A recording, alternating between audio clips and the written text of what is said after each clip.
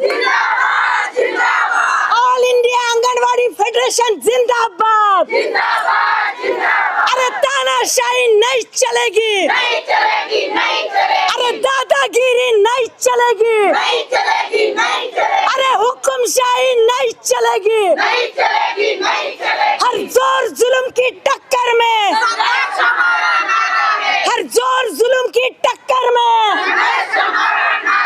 अरे लाठी गोली खाएंगे, फिर भी आगे जाएंगे, अरे लाठी गोली खाएंगे, फिर भी आगे जाएंगे। अरे आवाज दो, हम एक हैं, अरे आवाज दो, हम एक हैं।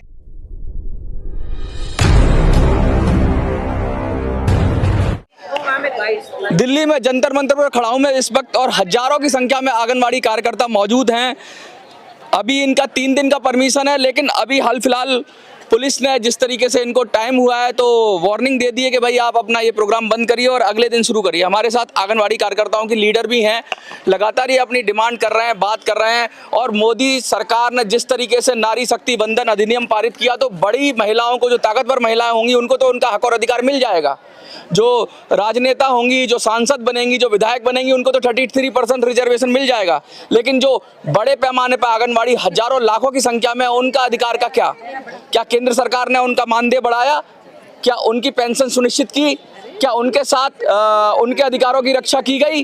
एक छोटे से वर्ग को अगर टोकनिज्म किया जाएगा और उससे पूरी नारियों का भला हो जाएगा क्या? ये सवाल यहाँ से उठे हैं, ये मेरे सवाल नहीं है, ये उठे हैं। और इसीलिए हमारे साथ जो इनकी लीडर हैं वो हमारे साथ हैं। हम इनसे जानने की कोशिश करेंगे कि आखिर ऐसा क्या हो गया कि आंगनवाड़ी लगातार प्रोटेस्ट कर रही है। बीच में खबरें भी आई थी कि कुछ मानदेय बढ़ा था, तो क्या है सारा माजरा, क्या है? आपका नाम और फिर आगे। एक तो मैं Madhuri Kshirsagar, general secretary all India Anganwadi workers federation की।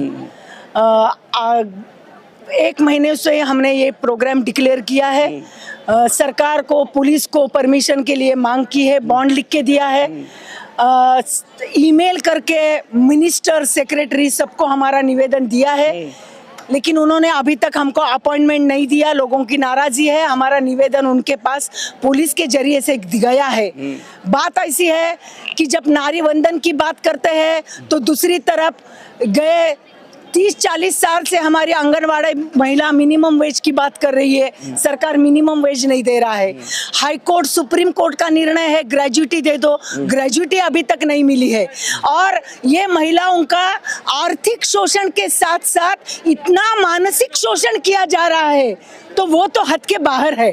सही में मैं आपको बोलती कि सरकार सिर्फ आंकड़ों से दिखाने जा रहा है कि कुपोषण समाप्त हो रहा है, और वो दिखाने के लिए इनको मोबाइल के जरिए से इनसे डाटा लेते हैं। एक्चुअली THR जो दिया जाता है वो इतना निकृष्ट क्वालिटी का है, तो हमारी आंगनवाड़ी बहनों को लाभार्थियों तक जाने में भी दिक्कत है। लेकिन ये सब मानसिक शोषण सरकार उनका कर रही है। सरकार महिला और बाल कल्याण विभाग एक नौटंकी जैसा चला रही है, झूठे तरीके से चला रही है। ये झूठा काम आंगनवाड़ी कर्मियों से करवा रही है, तो ये बहुत गलत काम है। और मुझे लगता है आर्थिक शोषण के साथ साथ मानसिक शोषण और शारीरिक शोषण से ये बहुत त्रस्त है। और जो महिला बाल कल्याण विभाग बोल रहा है और वही विभाग इनका शोषण कर रहा है, ये हमारे इस तरफ से ये बहुत गलत बात है। और वो निवेदन देने के लिए वो ICDS ठीक तरीके से, अच्छे तरीके से कैसा चलाना है, ये हम अधिकारियों के साथ डिस्कस करना चाहते हैं, मिनिस्ट्री के साथ डिस्कस करना चाहते हैं। आईटक सोच रही है कि ये पूरा ICDS अच्छे तरीके से चले, लेकिन आज पुलिस वाले हमको सीमित टाइम दे रहे हैं। हमारा कल भी धरना आंदोलन है, वो भी हम करेंगे। हमारी मांगे तो हम लोकशाही पद्धति से रखने जा रहे हैं। हमारी कहना है कि सरकार ने और अधिकारियों ने हमारा ठीक तरह से सुन के लेना। अच्छा, ये लगातार बात हो रही है कि यूनिफॉर्मिटी की बात करती है सरकार के, एक देश एक कानून की बात करती है, एक देश एक तंत्र की बात करती है, एक देश एक टैक्स की बात करती है, लेकिन अलग अलग राज्यों में मैंने सुना आपके जरिए से कि भाई अलग अलग राज्यों में अलग अलग तरीके से मानदेय हैं, कहीं कुछ है कहीं कुछ है। तो क्या इस पर भी आप कहना चाहते हो कोई यूनिफॉर्मिटी बने, भाई सबको जो मैक्सिमम है वो उठा लिया जाए और सभी को दिया जाए? क्योंकि महिला तो महिला है, वो चाहे बिहार की हो, चाहे बंगाल की हो, चाहे दिल्ली की हो, महिला तो महिला है।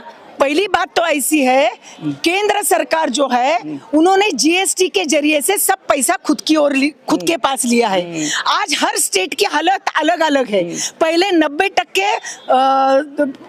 शेयर केंद्र सरकार का रहता था, 10% स्टेट गवर्नमेंट का रहता है। अभी उन्होंने 60% के ऊपर स्टेट गवर्नमेंट दिया है। अभी मेघालय जैसा स्टेट, वहाँ बहुत कम मानदेय है। यूपी में इतना बड़ा आंदोलन हुआ, 7-8 हजार के ऊपर नहीं है। महाराष्ट्र में हमने आंदोलन किया, 15,000 तक गए। कर्नाटका में 11,000 है, कहीं आंध्र प्रदेश में 13,000 है, पंजाब में है। तो हमारा कहना है एक सरीका देना चाहिए और केंद्र का कंट्रीब्यूशन बढ़ाना चाहिए। इतना ही नहीं, सुप्रीम कोर्ट से गाइडलाइंस भी है कि equal ways for equal work. इधर आ जाइए, बस हाँ सामने का देखिए। अच्छा, मैं एक चीज और पूछना चाहता हूँ आपसे। इक्वल सुप्रीम कोर्ट का ये रूलिंग भी है, गाइडलाइंस भी है कि equal ways for equal work, this is universal. कहीं भी जो काम ले रहे, पूरा देश में एक ही तरीके का काम होता है ना। जो सेंट्रल गवर्नमेंट का दिया हुआ काम है वो लेते हैं और स्टेट गवर्नमेंट का भी करते हैं। आज आप जैसा सुने हैं, बहुत सारे काम इनके ऊपर टोका जाता है, लेकिन इसके साथ साथ पैसे तो नहीं देते हैं। तो हमारे यही है कि सुप्रीम कोर्ट का जो गाइडलाइंस है, रूलिंग है कि इक्वल वेज को इक्वल। अच्छा, पेंशन की बात बहुत हो रही है, उम्र की बात बहुत हो रही है। कोई 65 वर्ष आपने कहा, 60 वर्ष की कहीं नोटिफिकेशन आ रही है, ये चक्कर क्या है? क्या इसमें भी यूनिफॉर्मिटी नहीं है पेंशन के मामले में? इसमें भी यूनिफॉर्मिटी नहीं है। इसमें भी जब रिटायरमेंट में जो ग्रेच्युटी मिलना चाहिए, जो पेंशन मिलना चाहिए, एक दो राज्य जो है रिटायरमेंट पे अभी 1 लाख देने का वो लोग मान लिए हैं, लेकिन बाकी राज्यों में ये भी नहीं है। हम इसलिए आज दिल्ली आने का हमारा गुजारिश यही है कि हम सेंट्रल गवर्नमेंट से ये पूछना चाहते हैं, पूरा राज्यों में एक ही तरीके का होना चाहिए।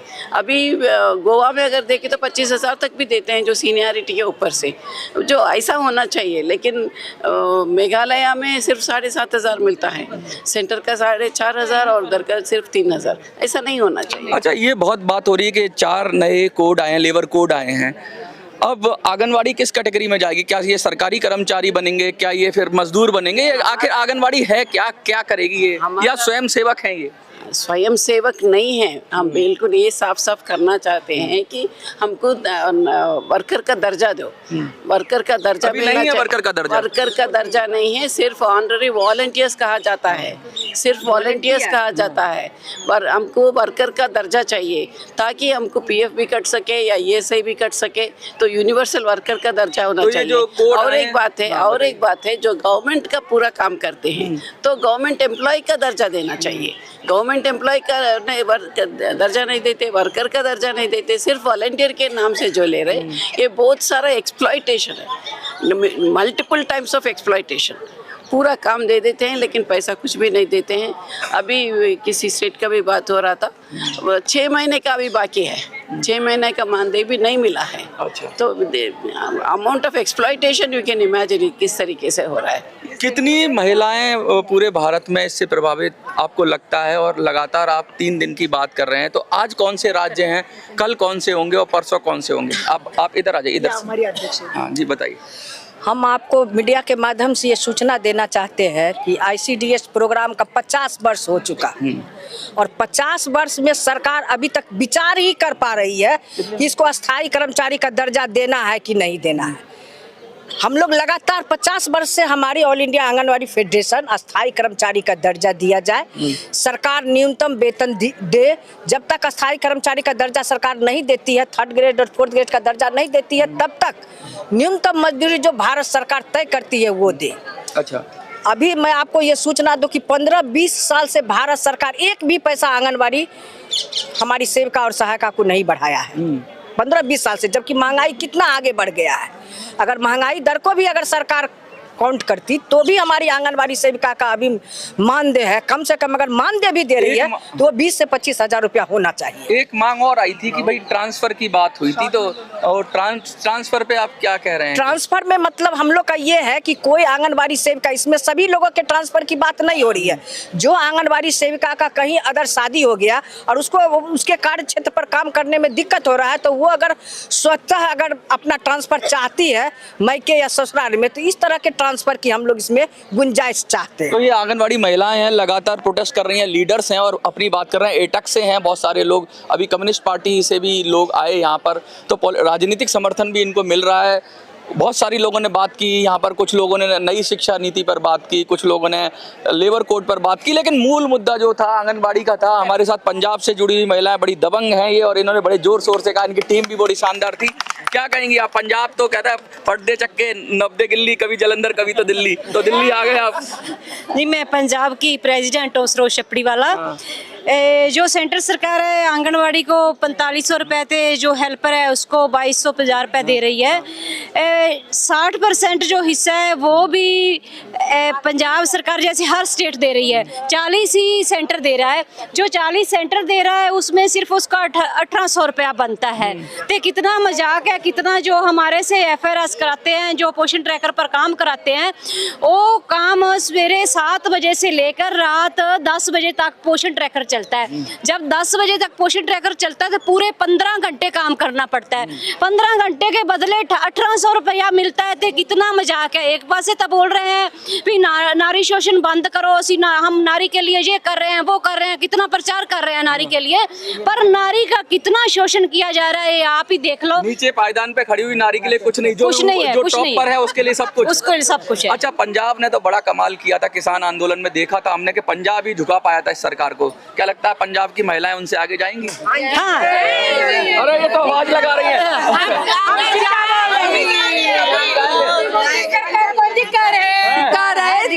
महाराष्ट्र भी आ रहा है उधर से। पंजाब की महिलाएं हुई या महाराष्ट्र की और भी स्टेट आए हैं उनकी महिलाएं हुई, हमने आज जो पर्ण किया है, गाड़ दिया हाँ, इसके बाद हम पीछे नहीं हटेंगे, आगे ही जाएंगे। आने वाला समय हम मोदी को झुका कर करेंगे। देखिए सीधा मोदी सरकार को, जो मोदी जी कह रहे हैं कि हम नारी बंधन, नारी शक्ति बंधन अधिनियम की बात करते हैं कि हमने नारियों को बड़ा सम्मान दिया। बीजेपी जगह जगह प्रोटेस्ट कर रही है, लेकिन ये नारियां जो खड़ी हुई है ये भी तो नारी हैं इस देश की। वो उनके लिए प्रोटेस्ट कर रहे हो आप, इनके लिए कौन प्रोटेस्ट करेगा? ये अपने लिए खुद प्रोटेस्ट कर रही हैं और सरकार से कह रही हैं कि भाई आप हमें मजदूर मानते हो कि नहीं मानते हो? हमें सरकारी कर्मचारी तो छोड़ो, पहले मजदूर मानना तो शुरू करो। और मजदूर मानोगे तो लाखों जो महिलाएं हैं वो बहुत सारे अलग अलग सेक्टर में हैं, चाहे आंगनबाड़ी में है, चाहे आशा वर्कर में है, वो सबको मजदूर मानोगे तो कम से कम उनके जो वो बहुत सारी चीजें हैं, जैसे उनकी पेंशन है, ये सब चीजें सुनिश्चित होंगी और उनकी मिनिमम वेजेस भी सुरक्षित होंगे। आज तो पता ही नहीं है कि अभी इनको दें पैसा 6 महीने तक ना दें, क्योंकि ये तो कहते हैं वॉलंटियर है। भाई वॉलंटियर क्या, इतने घंटे काम कराते हो, दुनिया भर की योजनाएं इनसे लागू करवाते हो, तो इनको पैसा देने में आनाकानी क्यों? क्या मेहनत का पैसा देना नहीं चाहते हो? और देना नहीं चाहते हो तो सब छोड़ दो जितने सरकारी कर्मचारी हो, वरना सबको दे दो। आपको क्या लगता है? कमेंट में लिखिए। देखते रहिए मिनी संसद। धन्यवाद।